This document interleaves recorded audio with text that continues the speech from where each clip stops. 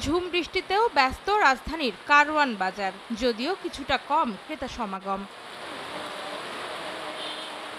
বৃষ্টিমুখর দিনে দরদামেও ঠান্ডা করলা, পটল, ঢেঁড়স, বরবটি সহ বেশিরভাগ সবজি। কমেছে বেগুনের দামও, তবে আবারও ঊর্ধ্বমুখী কাঁচামরিচের দাম কেজি উঠেছে 200 টাকায়। দাম বৃদ্ধির জন্য টানা বৃষ্টিকে দায়ী করছেন বিক্রেতারা। বেশি লইয়া বেশি ব্যস্ত হয়, এখন সিজন শেষ না, আবার বর্ষার সময় এখানে একটু দাম বেশি।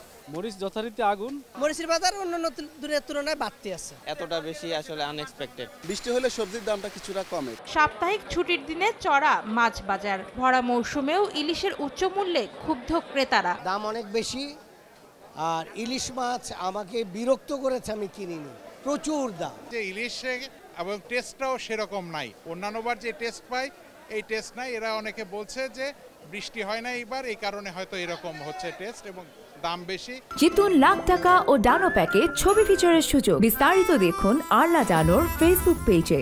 বাড়তি দামে কেনাবেচা হচ্ছে ডিম মুরগিও। সপ্তাহ ব্যবধানে 10 থেকে 40 টাকা পর্যন্ত বেড়ে ব্রয়লার 160 আর সোনালী বিক্রি হচ্ছে 320 টাকায়। ডজনে 15 টাকা বেড়েছে লাল ডিমের দাম। এতে হতাশ ক্রেতারা, যদিও যৌক্তিক কারণ জানেন না বিক্রেতারা। গত সপ্তাহে কিনছি 1900 টাকা 200 ডিম, আর আজকে কিনলাম 2100 টাকা দিয়ে। সেটা ডিমের দামে এই সময় এমনি একটু নির্ধারিত একটু বারো কমে, কারণ কি লেগে এই টাইমে বর্ষা বৃষ্টি বাদল সব জায়গায়। কিছু কিছু খামারে গাড়ি যাইতে পারে না বৃষ্টির কারণে, এই কারণে একটু বাজারটা একটু খারাপ গেছে।